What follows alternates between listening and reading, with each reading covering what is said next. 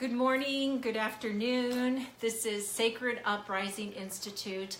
I am Tricia LaCroix, and I am the co-founder and the CEO of Sacred Uprising. Today we have Lisa. Hold on one second. V. She is, she has, hold on one second. I thought I added her and it didn't happen. Here we go. Proof. There we go. All right. Sorry about that, everybody. Okay. So Lisa is, she has her PhD in psychology and she's a licensed professional counselor. She is also a published author and she works with other therapists and she mentors them on their journey to developing cultural competency. Let me see, having a little bit of difficulty on my end. Receive an invite to join. Hold on, I apologize. Okay. And unfortunately, Lisa, if you are watching this, there you are. Okay, I was having a little bit of problems on my end. Hi, Lisa. That's okay. How are you? Good. So let me just start again. So Lisa, she has her PhD in psychology and she's a licensed professional counselor. She is also a published author. I found out about you, if you remember, this was maybe a year ago on Elephant Journal. You had written something, and I don't remember what it was, that it so resonated with me. I reached out to you on Facebook, and that's how you and I started following you, and that's how you and I got into contact and have become friends. So why don't you just tell us a little bit about yourself before we start moving forward with the book that you wrote called Shattered. Sure. It's actually been like 2 years. Can you believe that? Has it been 2 years? Yes. Okay, wow. Okay, nice. Good to know. I mean, I just where to begin? I grew up in Southern Colorado. I like to tell this version of my story because I think it's a lot of fun. I was born to a single mom. My father was an alcoholic at the time, my biological father. I was born in what they call the projects, like the poor area, like Right. the government. We were on welfare. It was like a really, rough start to life, but what's super cool about it and why I like to tell that story is because statistically speaking, I shouldn't be where I am. Right. And so I like to tell that so people can understand that no matter what is, like, when life is hard, when things are challenging, that there's always, there's ways of overcoming, ways Right. of rising above. And I graduated from high school with like, I don't even know, like maybe like a 2.5 GPA. It's awful. So bad. I graduated from high school and I literally thought I was stupid. I was like, I'm just not smart. I just don't have what it takes. So I went to community college for like 2 years. When I got into college, I realized that I wasn't ever stupid. It was just that I was not interested in what was being taught. And Right. so I went to community college and did well, went to undergrad, did well, graduated with a 3.9 with my master's degree, and then actually won an award for my PhD, the dissertation with distinction. So I did like the reverse. Usually people have a harder time in grad school Right. than undergrad. Right. I do everything backwards. So well, but I'll say that there's hope for everybody. Right, exactly, right. I decided I wanted to bring Lisa on. She wrote a book called Shattered, and you can buy the book on Amazon. We will put a link on it. There it is. We will put a link on it. And by the way, even the cover she did herself. She's a overachiever, right?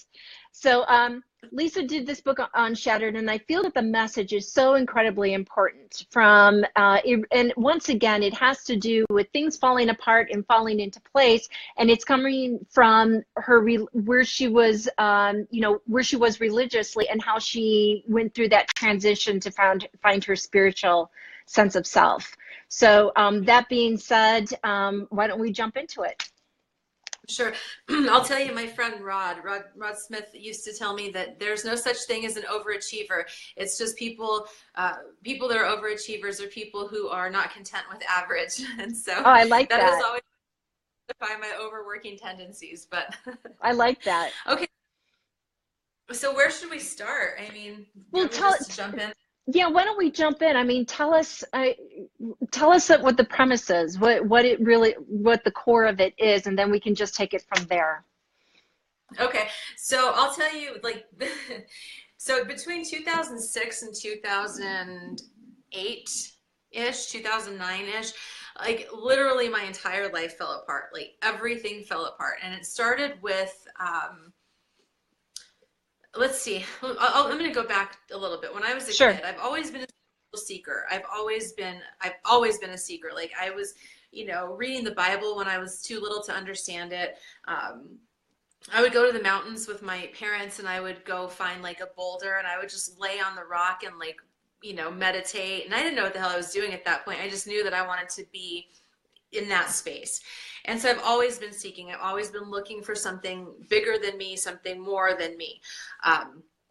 And so when I was probably about 14, 15, I started really pushing my mom to take me to church. And so I started going to church and, got saved or born again or whatever the proper language is.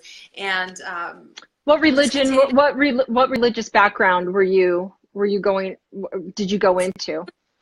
Non-denominational Okay. Christian. Okay. Yeah. And so then I went to college and whatever, didn't stay connected with my faith or spirituality a whole lot. I kind of went into a rebellious phase. And then about 20-ish, I think I was about 20, I started going back and started going back to church, really started living the life. I actually started working in ministry, like working in the church. I worked in in some aspect of Christian ministry for up until I was like 37. So Okay. it was a long time. Okay. It was a really long but and then 2006 was when things really started. That was the beginning. It was like the first major shift happened. And what happened was I just started my PhD program or graduate school, and I found out I was pregnant with my son. And he, let me see, so I went to my first ultrasound. Okay. I went to my first ultrasound. I was still super skinny at that point. Like I was still wearing my skinny jeans. Like I wasn't even showing. Like you couldn't even tell I was pregnant at that point. So I was my first ultrasound. Go in and they start doing they're like, oh, there's a little hand and there's a little foot and oh, hi, waving at mommy, all of that fun stuff, right? And then the person's demeanor changed. And I remember it just very distinctly because she got very quiet. Okay. And she kept looking, and I started feeling like, okay, something is off here. And I've always been very intuitive. I just didn't really know how to trust it. Right.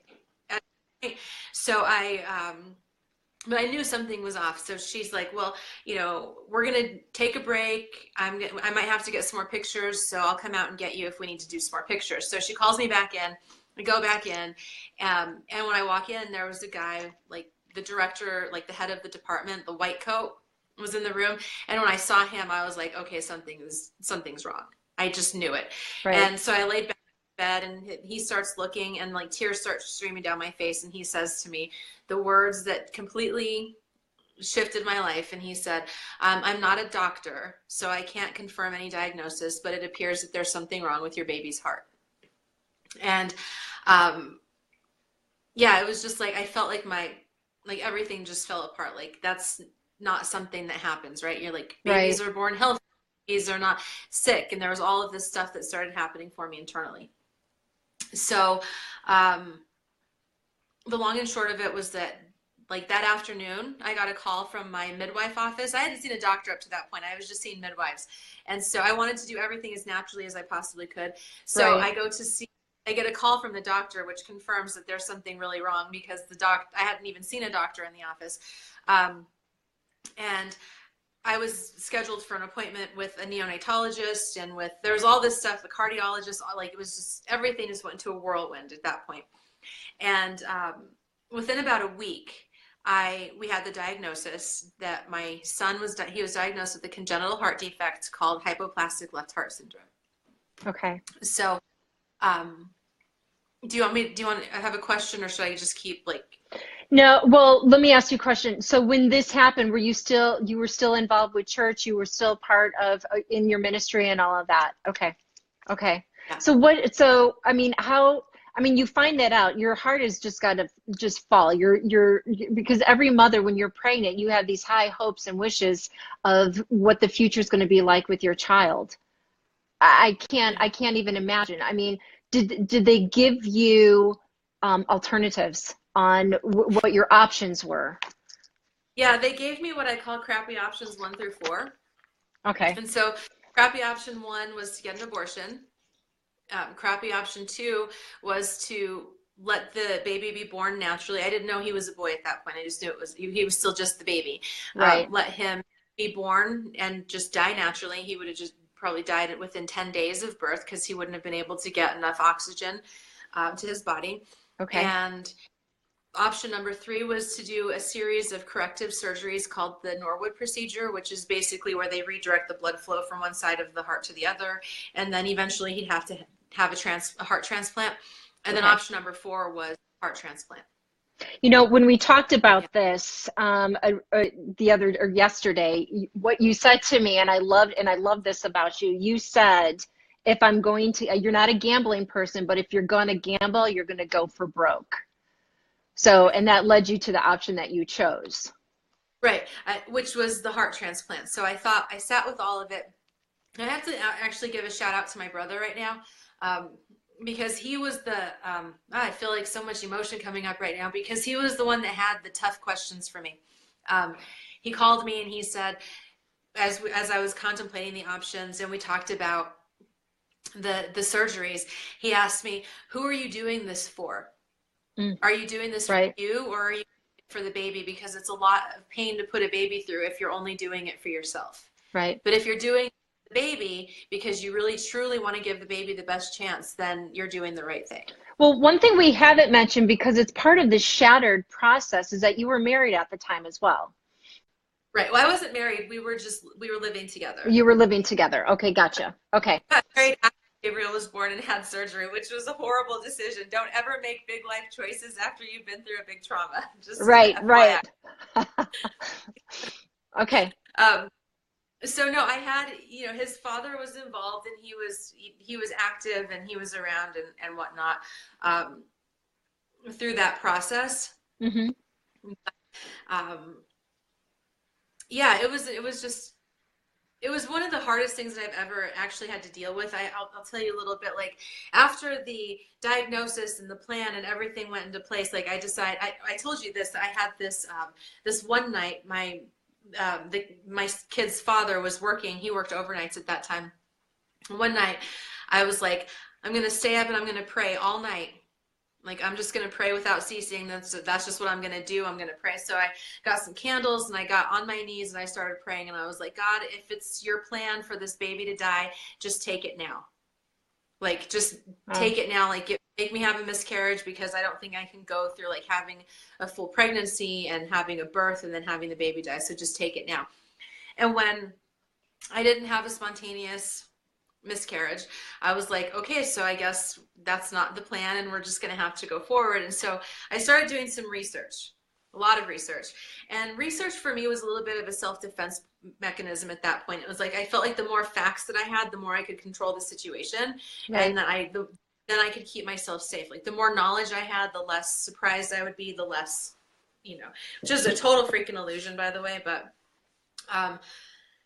so I did some research, looked into things, and I decided that I felt like the heart transplant was the best option, that then he would only have to have the one surgery, and it'd be his best chance. So like I said, I don't gamble. Like I have never been to Vegas as an adult because I don't gamble. It's just not my thing, you know. I would go for the shows, but not for the gambling. And for But I was me, like, and for all me. in. Well, you, of course, for you, Right, of course. obs. But so yeah, I'll kind of fast forward a little bit. After the diagnosis and after the decisions and the plans were put in place, it was there was nothing to do but wait. I just went to doctor's appointments and they checked his heart and they checked things, and there was a lot of a lot of maintenance, but it was like 20 weeks. A pregnancy is 40 weeks, and I found out at like week 18 or something, 19, 20 maybe, and so it's a really long time to wait. Right. I was working as a psychotherapist at that time, and I remember walking into one of my colleagues' office, and I was like, his name was Bryce, and I was like, Bryce, oh my God, I meet all of the clinical criteria for PTSD. And he was like, you think? Like, it was so funny because he was like, of course you do. So how did this, Then, talk to me about, so when you were in this space, I mean, how were you leaning on the religion or the spirituality that you had at that point? How were you leaning in on that, and what were you receiving from it? well, I mean, that was all I really had, honestly, was like my faith, because it was like, I knew that it was for Gabe to be okay, it was going to take a miracle. Like Right. that was where I was. Gonna have to be a miracle. And so I went to church like a mad woman. It was like 3 days a week, morning service, evening service. Like I had like, there was like prayer chains literally around the world that were just praying for us all the time. I had friends that were coming over and that were praying. It was like, that was really it. That was like the bulk of my support system was through my church and spiritual association, church friends, Mm-hmm. really. And I really, really relied on them a lot because I didn't have a whole lot else to cling to. Right. Okay. Yeah. Okay. So it was really important. It was a really important time for me spiritually. Did you question your faith at that time? Did you go through being angry with God? I mean, what was going on with you in your heart and emotions? I didn't question my faith or have or get mad at God at that point, because I didn't feel Okay. like I had to be mad at God. So this is where like the religion kind of like was kind of got me in the Achilles in that sense, is that I felt like I couldn't have a normal human experience and like feel the anger and feel the rage and the betrayal and the fear and all of that stuff, because I felt like I had to be perfect in my faith and perfect in my execution of my religion, of this, because if I didn't, then God would be mad at me, and then he would punish my kid, which is Right. partly Okay. why I got, honestly, which is partly what led me to choose to get married, because I was like, oh, if I'm living in sin, then maybe God will punish my kid, which is Right. totally like, I Okay. think I'm like, that's totally like what insane thinking, but it made sense to me at the time.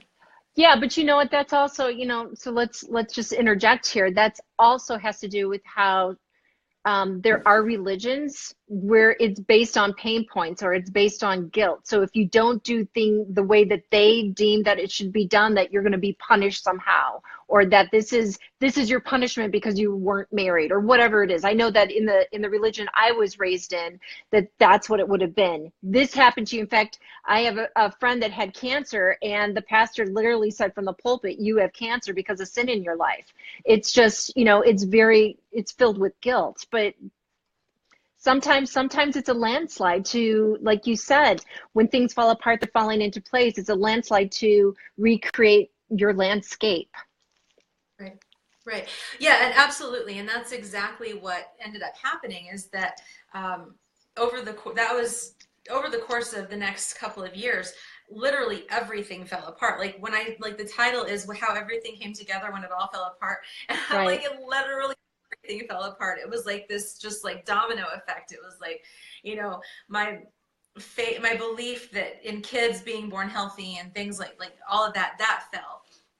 My relationship, which wasn't strong to begin with because it didn't have any foundation, right? It Right. literally, our only foundation was Gabe, Right. and it wasn't enough. That's not, children are never enough to keep a relationship together. If that's the only Right. thing that you're standing, not enough. And I know that because I lived it. And so that fell apart. and that's not uncommon, of course, when people have traumatic life situations, especially relating to kids. It often has a detrimental effect on their relationships. My family support system fell apart. I always considered my family very close, Right. close knit.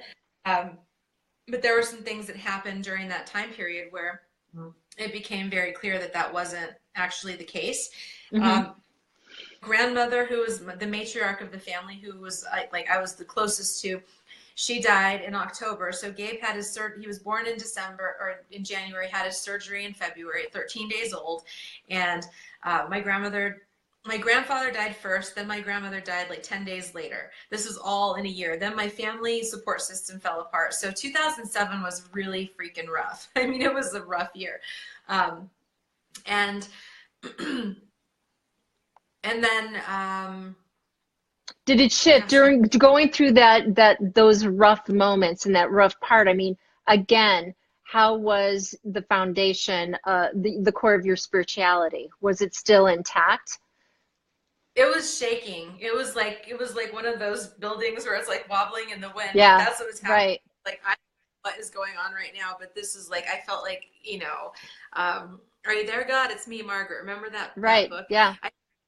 I was like, what is going on? Like, where is God in all of this? Right. And what was interesting, what I was finding was more and more, my faith was shaking, but it was also getting more solid. It doesn't seem to make a lot of sense when it's happening, but it was like I was questioning, and I had more and more questions, and so then I would get bold because I was like, well, what do I have to lose at this point? And so then I'd be more like a petulant child, and I'd be like, okay, God, what's up? Right. Like, where are you now? Like, what are you doing? Where were you when I needed you? So I was getting a little bit more like antagonistic and more really like questioning and pushing back and being like, what's up? Right. And what was interesting is that I found that the more that I questioned and pushed, and that I didn't feel like God or the divine or the universe, however people conceptualize that, I didn't feel like it was unwelcome. I felt like it was more like, oh, well, now we're starting to have a real relationship here, because if a relationship doesn't have like conflict and honest discussions, it's not a real relationship. And so it was an interesting experience when that was happening. Well, I see, but it's interesting because, you talked about it's sort of like the building that's swaying back and forth, but sometimes those buildings have to collapse and you have to rebuild from the foundation. You have to put those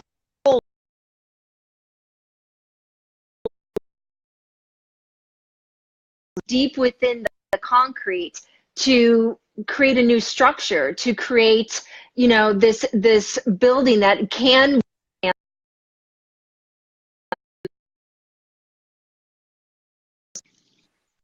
Right. Sorry. I'm sorry. Yeah, I know. So you have to put in the rods into the concrete so you can build a building that can withstand the storms. Right. And the building that I had, like this, the Lisa that was pre-2007 and the Lisa that's here, it didn't have the foundation. It didn't have the structure to withstand. And so everything literally needed to fall apart. It had to fall apart because in order for me to be who I am and who I'm meant to be, I couldn't have a faulty structure. Right. I couldn't have all, the facades and the illusions and the shit that I was believing. Oh, sorry, it's a spiritual broadcast. No, you can. I've thrown out the F-bomb. It's all good. We're real here. But it had to fall apart, and I realized that now. I didn't realize at the time. I just felt like, what is going on in my life? What is happening here? What is, all of this?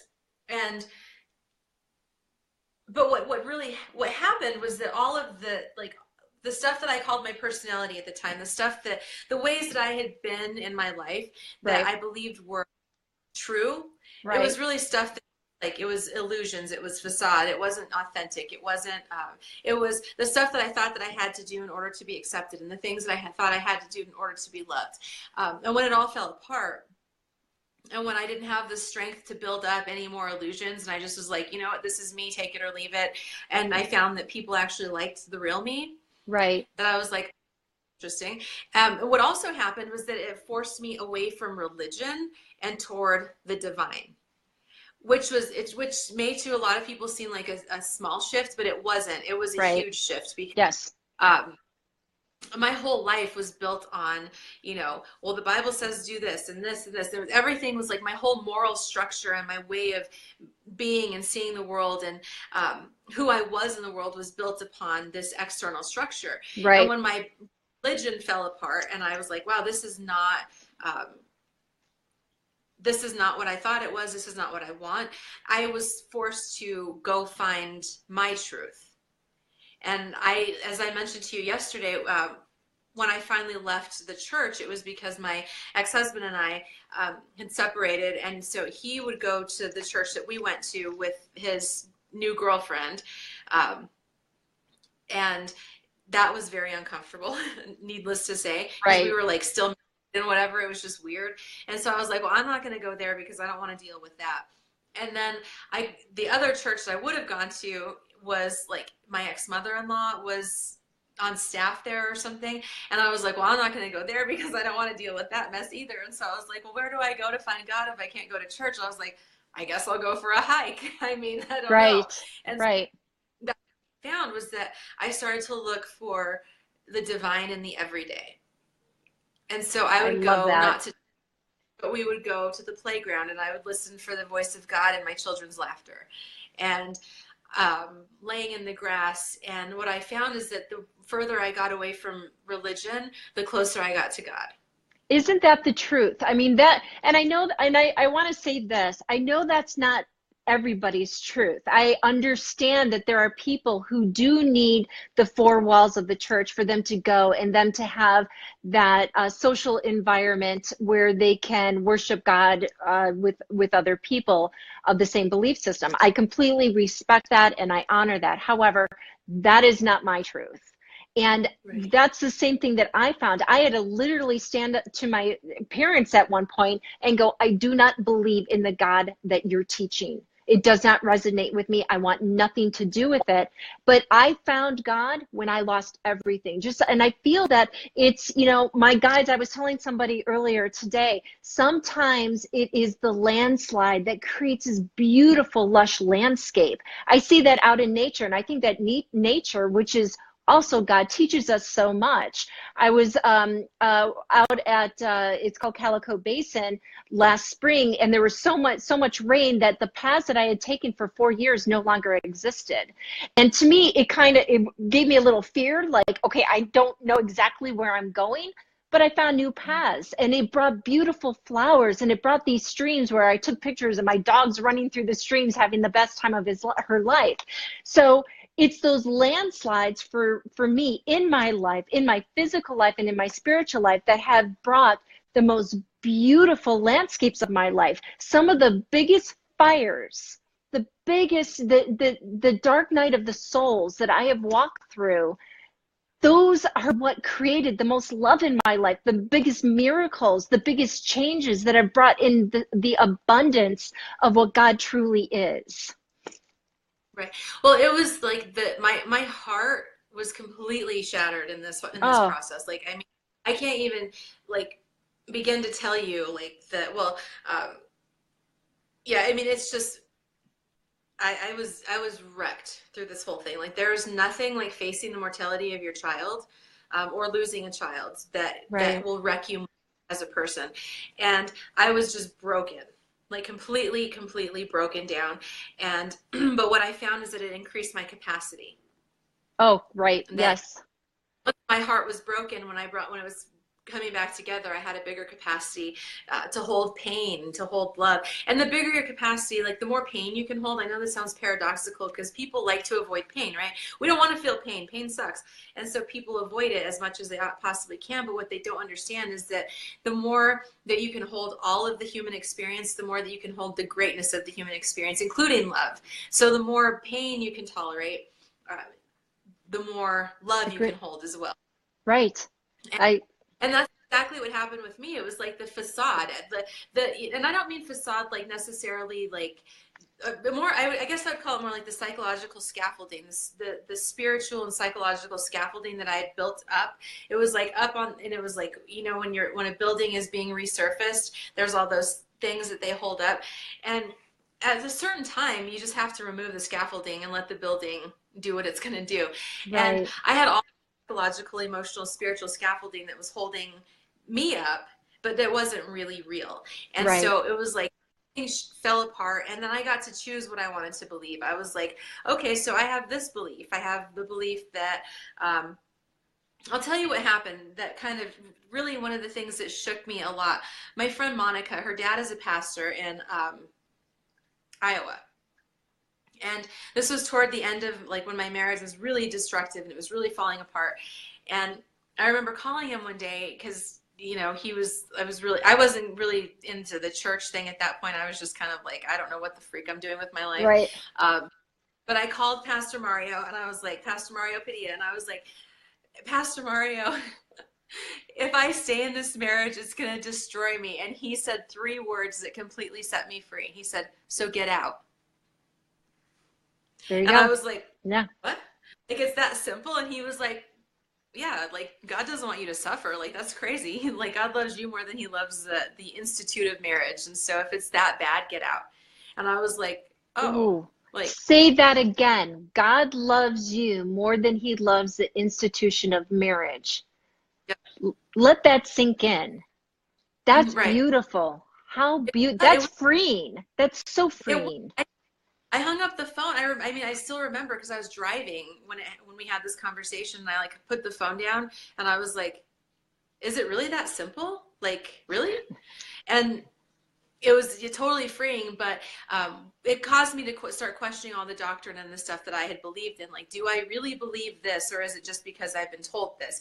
And so what I did was I literally questioned everything about my Right. belief system, about what I thought I knew about God, about the divine, about life, about humanity. And it was like I literally went back and started building brick by brick by brick. What do I want to believe? How do I want to live? How do I lead? How do I choose to be in this life? When all of Right. that other stuff is gone, when all the scaffolding is gone, when everything is, what do I want? How do I want to live? Who do I want to be? What are my values? Not That's what I've been told. right. I mean, it's beautiful. And by the way, Christopher, thanks so much for your statement about Lisa. Yeah, it is powerful. Christy, so grateful that you're listening. Anita, thank you for watching. But yeah, and we get that when we go through those landslides, we get the opportunity to look at each brick and then reflect on it, saying, does this serve me? Now, keep in Right. mind, it might serve somebody else. It doesn't make it right or wrong, but you have to look at each doctrine, everything. You Right. look at it and go, does this serve me? How does this feel? If it doesn't feel right, set Right. it aside and you get to create your life. You are the co-creator of your life, and you have to build that foundation on your truth. If you have a doctrine that you've been living by that's not your truth, get rid of it. It's detaching from it.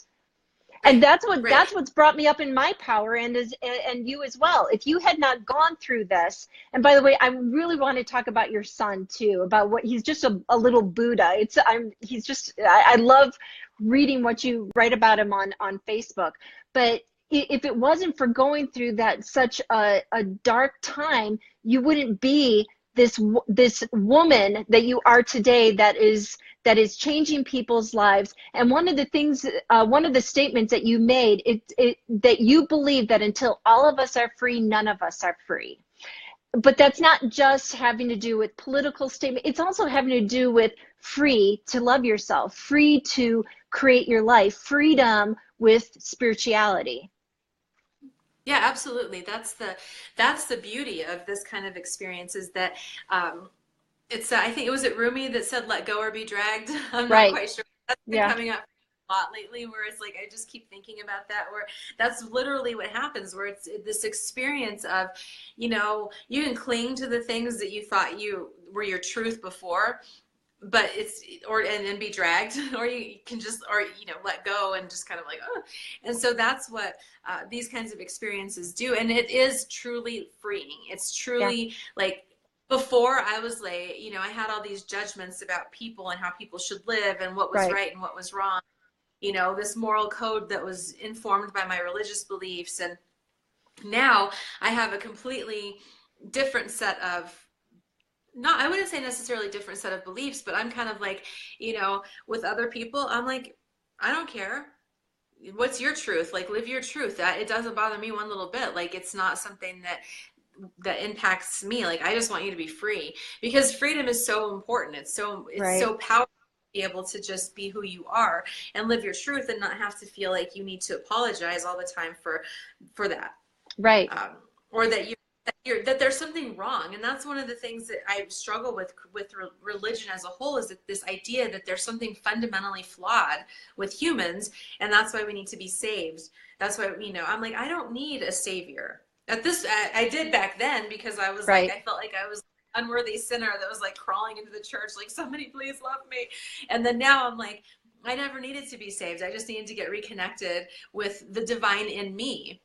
Right. And understand that it's okay. Like, we're here. I believe that we're here to master this.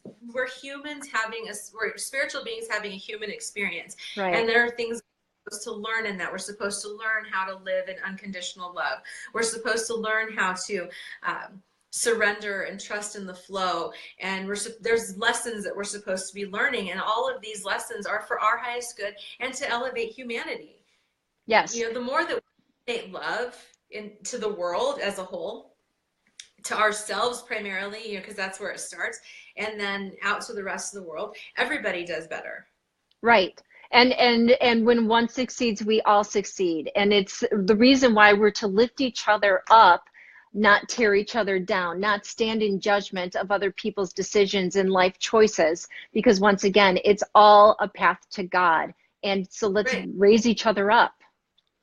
Right. And that's it. And the thing is that, like, I feel like one thing to say, like, with this whole shattering experience for me, is that it really, because I had had to face my child's mortality, that makes people uncomfortable. For the viewers that are watching, just sit with that I have had to come to terms with the fact that I may outlive my child. I know that. And that is not an easy thing to reckon with. I mean, Laurie can tell you, she's been present with me when I've had one of my many breakdowns about that. It's not an easy thing to come to terms with. But what it did for me was that it made me face my own mortality as well. That I was sitting here like, okay, if I know that none of us, right, like, we all have like a ticking time bomb over our head, right? We're all like, everybody's gonna die. And once you come to terms with that, once you face that, it changes how you live. It really changes how you live, because I don't have time to spend on bullshit anymore. I just don't. So someone doesn't like me, I don't freaking care. It's not going to make me. If I did something wrong and they are, you know, and they're justified in not liking me because I harmed them, then I have an obligation to make reparations. But if someone just doesn't like me because of whatever reason, then it doesn't matter. I don't care.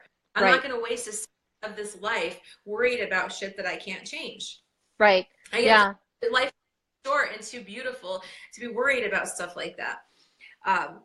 And so it's really, as paradoxical as it sounds, that this incredibly difficult period of time was actually a gift. It was like the universe delivering me the gift of liberation, wrapped in like a really broken down, dirty package that I had to like get beyond the surface to be able to see. Sure. And when I got there, I was like, wow, now I know how to live. Oh, it's a beautiful gift. The pain is truly a gift, and it's all in the way we can take pain and be a victim from it and let it hold us back, or we can take the pain and create something beautiful. It's our choice. So what are we going to choose? Are we going to be a creator, or are we going to be a victim? Which are we going to be? And it's that simple. It is, and that's the choice that it came down to. There was a point, and I wrote about this in the book. It was actually very difficult for me to not, it wasn't difficult for me to write it at this point, but it was difficult for me to acknowledge it when I first was processing through it. When Gabe was an infant, that there was a point where I was sitting with him and I was looking at him on my lap, and he had this big jagged scar. I have this, but it's just a tattoo. It's just, we're twinsies, but you know, his little jagged scar, and he was taking all these meds, and it was all of this stuff. And I was sitting there thinking about like, oh my gosh, like this, you know, the other shoe could drop any day and he could die, and like that would kill me, and I don't know if I could handle that. And this is definitely the darkest point that I've ever reached in my life, that I went fully into the space of, I don't think I could handle it if he died. Maybe we should just die together. Like maybe I should just go up and find the highest mountain in Colorado and just take him out of his car seat, hold him in my arms, and just drive as fast as I can off the edge of the cliff, and then we can just die together. Like that was where I went in my head, which was a scary freaking place to go. Sure, right. And I remember thinking about like, well, how my brother would feel about that, and like how it would impact all these people. And I remember I reached over to this book that it literally, I say, I credit it with like kind of saving my life at that point. I reached Existential Psychotherapies by Irv Yalom, and I reached over and I opened it, and there was a passage that I'd highlighted like years before, which is interesting because it's like that serendipitous thing where it's like, I felt like my higher self knew back then that I would need this message someday. Right. And I opened it to the, there are like tears streaming down my face, and I'm reading this book, and this line that's highlighted that says, though the physicality of death destroys us, the idea of it saves us. And what that means is that once you come to terms with your mortality, that it can actually teach you how to live. And I remember like putting that book aside and looking at Gabe, and he was still sleeping. He has no idea that I'm at like in this massive existential crisis right in front of him, you know. And I remember looking at him and deciding right then, I was like, I'm not going to die. I'm not giving up. Like you can't take me out that easily. And I remember vowing to him right then, I was like, whether you live to be 8 or 80, where I'm going to make this life the best that I can make it for both of us. And it was like, I literally chose life that day. I literally chose to live the best life that we could live. You know what? I want to just really tugged on my heart there. I want to expound on that just a little bit. In 2009,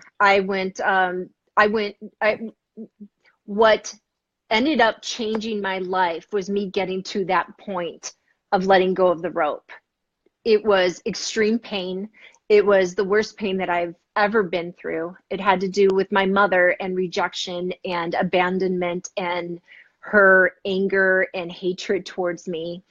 I ended up, I went through a horrible depression over it. I couldn't deal with life. She took my dad away from me, who was ill. And the end of 2009, I had lost 30 pounds in a month. I was on many, many different medications, and I took 250 pills to end my life. I didn't tell anybody I'd done it. I was serious about it. I took all the pills, went to bed, and I was in a coma for 2 days. Wow. And obviously I rose from it, but I look at that moment. I mean, when I woke up I tried to slit my wrist because I was so angry I was still alive, because I was not supposed to still be alive. Yeah. But I am so grateful my mother took me so low. I am so grateful, because that was my birth. That is when I woke up, and while I had to go through months and months of healing and taking my power back, to the point I emailed her at one point. I said, you no longer have the power to hurt me. And she doesn't. She has stood before me and called me every name and said hateful, just horrific, evil things to me. And it doesn't faze me, because it's not about me. It's about her. But that was my rebirth. And sometimes we have to face our mortality. We have to face that. And that makes all the difference. So I love that. Yeah, thank you for sharing. That's beautiful. I mean, I'm glad that didn't work out. So the world is a better place with you in it, for sure. Well, yeah, and it was, look at what I can do now. Look at, you can take that pain and you can shift it into your power. Everybody can do that. I know that because I did it, and you know that because you did it. It's the alchemy. I became an alchemist with that, where I was like, oh, now I know how transmute this pain into power, now how to take this hurt and make it into something, you know, take the ashes, make them into beauty. That was that experience for me. What it also did was I faced my darkness. I faced my darkest impulses, where I was like, I feel murderous, I feel you know, suicidal, I feel hatred, I feel like all of these things, all of these huge emotions I had never really feel before. I was like, I reckoned with my dark side. I reckoned with the fact that I too had these impulses, and that my spirituality or religion wasn't going to keep me from having these human experiences. And so I peeled the layers back. Well, I can't even say like I peeled the layers back, because it was sort of like the universe just like ripped it all down. I was like, what's happening here?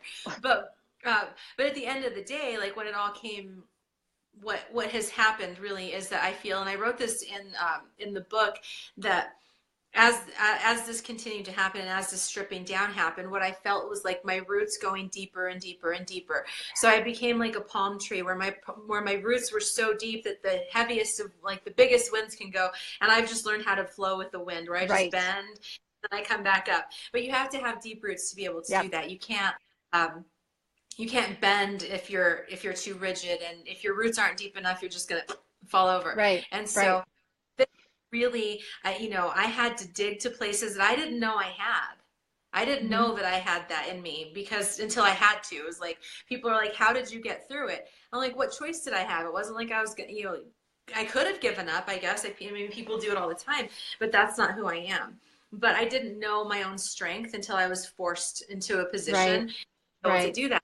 That's why not much phases me now. Like, not to say that my feelings don't get hurt and like things don't impact me, because I'm still human. But the fact of the matter is that I'm like, at the end of the day, like I've been through some pretty tough shit, and I've really like the person that I've become today. Like, I really genuinely like the woman I see looking back in the mirror. And so I don't get bothered by a whole lot externally anymore. Well, like, you know, Bliss just said, ascension into oneness forces us to reveal and heal our darkest layers. And I mean, I agree with that. When we let go of the doctrines, when we let go of the doctrines that don't serve us, we find we like who is looking back at us in the mirror. When we let go of that, I'm grateful for the hell, because once you've been through hell, not much scares you anymore. You can look at things and go, and you know, it's funny, I've mentioned to a few friends, I'm like, I don't really know fear anymore. It's just, I see things happening. I see a storm that's coming in my life or is in my life, and I just flow with it, because it's going to take me to something beautiful. Once you go through hell, you can just appreciate it, because it's the purification process. It never lasts forever. And it purifies you, it changes you, and it reveals the diamond within you, and it can take your life and transform it to oneness, wholeness. Right. That's what that whole quote, I think, I don't remember who it is, but it's anyway, it's the enlightenment is a destructive process. People are like, I want to be enlightened, and I'm like, you better be careful what you're asking for, because this shit is not easy. It's not easy. There's memes that talk about it. It is scary. Yeah. Yeah. Face like the hardest stuff that you'll ever face. But you'll come out of it if you go through it, and if you really let yourself be in that, then, and surrender to the process, and come out better. That's why I like those memes where it's like, she's, you know, like when they talk about like women that's, you know, she still smells like hellfire. I like that, because I'm like, oh, I know, I've been to the very pits of, I know what that feels like. And so, like, you, not much scares me anymore. I'm kind of like, you know, I face whatever, and I know I'm very intimately connected with my dark side, and I know what I'm capable of, and I know. But what's interesting too, and this is another point that I've said before, is in terms of spirituality, is that once I let the religiosity go, I actually became what I would consider more like a better person. Like, I don't struggle with the sinful stuff like I used to struggle with it, because I don't feel like I repress parts of myself in order to be acceptable anymore. And so because of that, I live in more integrity. I'm more honest. I'm more just who I am. And overall, my own moral code has proven to be pretty damn effective. So I'm pretty good with that. So we're out of time, or over time. We are. Yeah, Um, I feel that this conversation was so necessary, and I do know that there's a few people that I talked to today where I know that this is just going to resonate with them, and so many others. So thank you so much. or So Lisa, you're an intuitive coach. You do tarot card readings. Tell us how people can get in touch with you and utilize your services. Well, you can find me on Facebook by this little, friend thing, whatever. I also have a business page. It's Dr. Lisa Vallejos. And reach out to me privately or my website. It's lisavallejos.com. We'll put the links. She'll put the links in the comments so you can find her. Follow me on YouTube. Follow me on Twitter. I'll put all the links in there. Okay. But yes, and it's interesting because I do tarot cards, but what's interesting is that they're really just vessels for me because I am so stinking intuitive. It's just ridiculous. Like I knew it when I was younger, and then I went away from it for a long time. And then when this whole shattering process started happening, it was like my intuition started kicking in like to high gear, and I was like, how did I know that? How did I know that Yeah. was happening? And Right. it was spot on that it would actually like freak my mom out because I would wake up and I'd be like, I have this feeling that blah blah blah, and then that exact thing would happen, and she was like, this is kind of weird, like it's kind of a little bit scary. Right. But anyway, so it's fun. It's fun because it helps me to help people live their best lives, and that's really what this is all about for me. It's like uh, or Anais Nin said, ordinary life does not interest me whenever something is normal and the shackles like ugh. And that's really what I'm all about, is like helping people to live their best lives and transcend the bullshit and rise into the greatness. I love it. I love it. Well, Lisa, thank you so much. So you can, of course, everybody, you can, you know about Sacred Uprising. This is part of Sacred Uprising Institute. We will be having a conference in Northern California in this fall, and we will have people like Lisa there. We will have people like Bliss and Lori and Christopher and so many others that we're doing videos with. We want to help to transform your lives by giving you so many different opportunities to find your divine truth. And that's really what it's about. So thank you for watching. We will be tomorrow. Go ahead, Lisa, before I continue.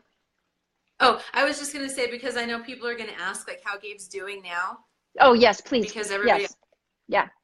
he is awesome. He's 11. He had his 11th transplant anniversary in February. He is in 5th grade. He has a couple best friends, and he's very funny. He's just a funny kid. He's super witty, and so he like responds to me in song lyrics all the time. And one of my favorite things is that his one little rebellion, which is not even really a rebellion. I'll say like, tell him to go do something. Gabriel, will you please go brush your teeth and get ready for bed? And he says to me, yes, ma'am. That's his one like preteen pushback, and then he laughs. But very, very deep soul. He's a very, very deep soul, and probably the most amazing and brave kid I've ever met in my entire life. To be honest with you, So is his mother. He has inspired me to be the bravest version of myself that I can be, and his little sister Eden has just been such a godsend for him. She's been with him at every appointment that he's had ever since she was born, and yeah, we've got a good little gig here. The three of us are rocking this thing, and it's pretty awesome. That's awesome. I apologize. I failed to ask you about Gabe, and so everybody would know how he is. And like I said, he's a little Buddha, and I can't wait to meet him in person at some point. So, all right, everyone, thank you so much for your time. You'll be seeing Lisa again, and we will be doing another video tomorrow. It will be my series called Calling in the One. So thank you, and we'll see you next time. Bye. Bye.